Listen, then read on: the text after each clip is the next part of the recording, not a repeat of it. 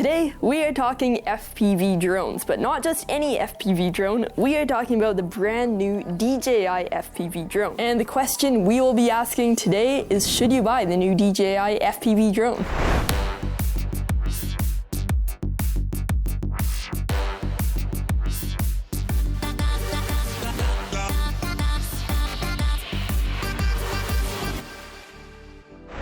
Hey guys, welcome back to another video. You might notice that this is not the DJI FPV drone, and I don't even have the DJI FPV drone, but don't get me wrong, I have my facts straight. So I'm going to be going over some reasons why you might not want to get the DJI drone. And this video is not saying DJI is bad or you shouldn't get the DJI drone.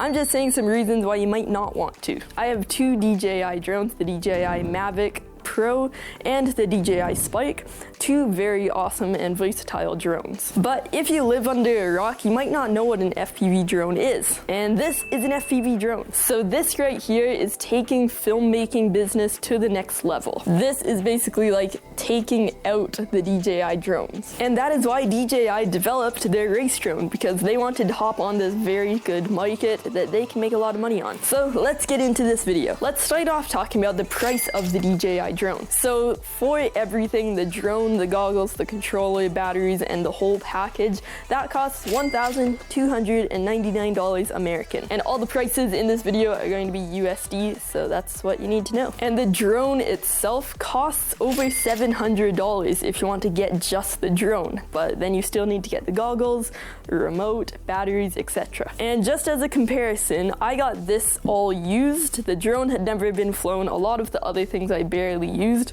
And I got Fat Shark goggles, which are some of the best goggles in the business. One of the best controllers on the market for FPV. An unflown FPV drone. Two of these miniature drones that you can use for practice. 4 batteries for the drone. A battery for your goggles and much more. For only $750 Canadian. I know I said all the prices were going to be in American, but I live in Canada, so I got this for $750, which is a very good deal for what we got. So for the DJI drone, just the drone itself to be that much, it just seems like a little bit too much. So let's talk about the differences pretty much between the DJI drone and just your standard race drone. So the main difference from the two drones are the ability to add whatever you want onto this drone. If you want different sizes of propellers, take these off, put those ones on. If you want to put a different sized battery on this, take it out, put the new one on. If you want more powerful motors on this, you can just take these off and put the new ones on. It is very simple. Whereas the DJI drone, you can't do any of that. You need to use their parts that they have, and they don't really have any other parts or options at the moment. And I'm not saying they're not going to come out with those, I'm just saying at the moment, they do not have those, and it is likely that they probably won't come out with those. I'm still not saying won't, I'm just saying it'll be a couple years before we see that. But the DJI does have different things than this. So something huge in FPV is that the cameras are tipped up. If you have no clue what that is for, I'll explain that. And that is like this because these drones fly at very high speeds, which means your drone needs to be tipped forwards like this. So why the camera is tipped like this is when you are flying fast, your drone is tipped like this, then your picture is nice and level with the horizon. My camera is at about a 25-degree angle, but pro pilots fly upwards to 30 to 45-degree angles. Some pilots have even messed around with flying at like 60 to 70-degree angles, and you can get some very weird shots. It almost looks like you're flying upside down with the drone, yet you're not. And the DJI drone has the camera tipped, but it is on a gimbal, which means while you are flying, you can change the angle of the camera. So if you want to do a shot where you're going very fast, you can just manually tip it up higher so you can fly more like this, and you'll get a better shot. So I think that is a super cool feature about their drone. And also something huge that the DJI drone has is very far range when it comes to using the FPV goggles. These goggles have this antenna here, and the drone has the matching antenna on here, but this is still the old type of FPV flying system, meaning this is not the digital system that DJI has created. So if you are flying your drone and say there's a huge patch of trees somewhere, if you just fly behind those trees, your whole signal will black out and you won't be able to see anything. Which, not gonna lie, that is not the best thing. You want your image to be crisp all the time, and even when you are in good range, this is not too good. You see scratchy lines, kind of like a scratchy TV. You see colored lines, color breakup, lens breakup, a bunch of other things about that.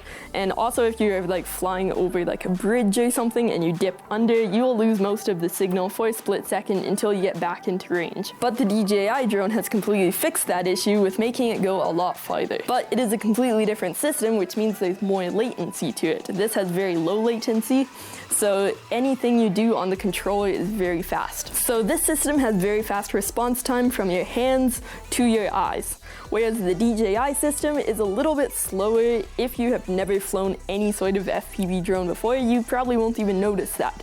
But if you're a pilot that has one of these drones, you'll probably notice it. So you have heard some pretty good things about the DJI FPV drone, but now I'm going to talk about some of the things that you may not have thought about. The main thing I'm talking about are propellers. These are the things that you break every single flight if you crash. All it takes is you to hit a tree the wrong way, boom, propeller broken.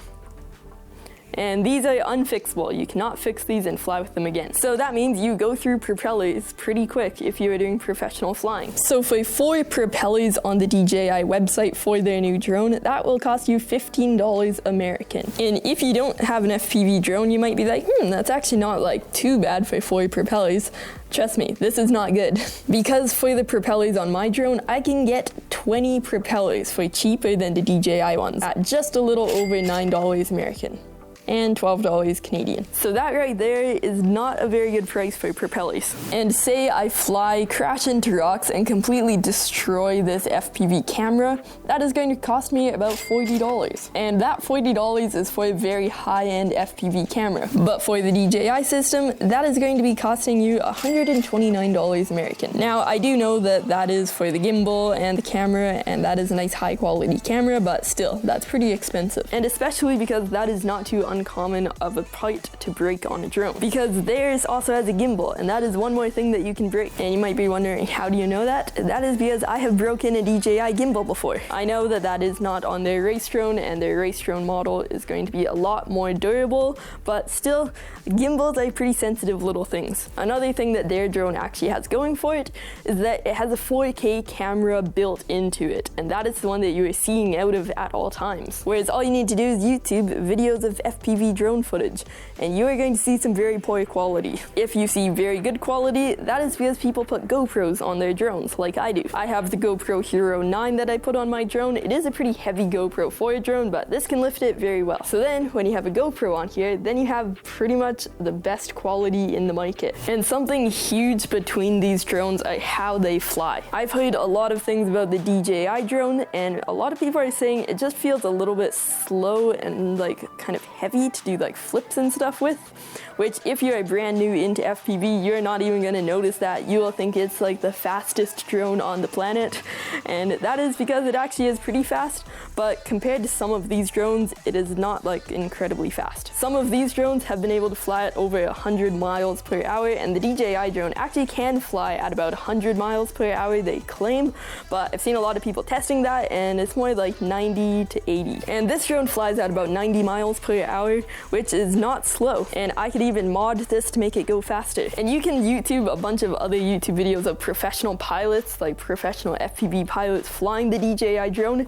and they're all kind of saying the same thing. It just feels a little bit slow and heavy in the air. And a huge difference between the two drones is the DJI one is a lot simpler. With this system, you need to plug this into your laptop, figure out what the problem is if it's not working, fix the problem, do a bunch of soldering, download new firmware, delete the old firmware, update the firmware.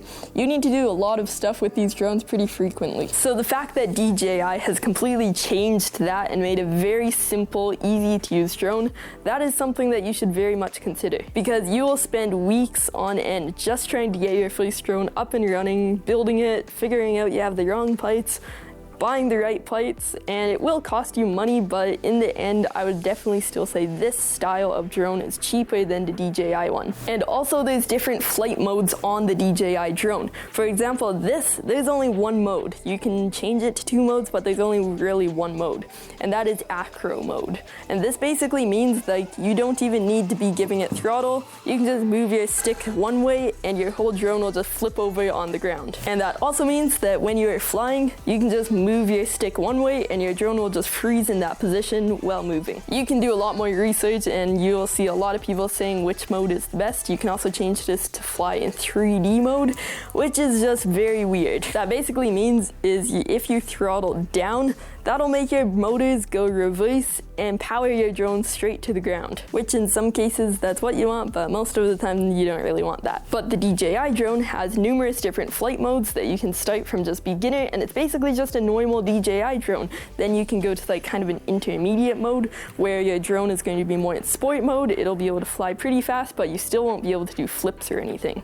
And then there's the final mode, the acro mode, and that is just like this. And those are the main differences between your standard FPV drone and the DJI FPV drone. Again, I still love DJI drones, and it's really cool that they came out with their own DJI FPV drone, which is definitely going to get a lot more people into FPV and start growing the market even more. But I hope you did find this video helpful in buying your first FPV drone. So I'm personally not going to get the DJI FPV drone, and that is just because of the reasons I've already listed. I already have my FPV drone, so that is just what I'm going to do. So I covered pretty much everything you need to know about the DJI drone in the sense of should you buy it or not. And if you are new to the channel, I hope you enjoyed this and you hit the subscribe button right down there. There is another video up there and another one right down there. Social media links are in the description below, and I will see you in my next video.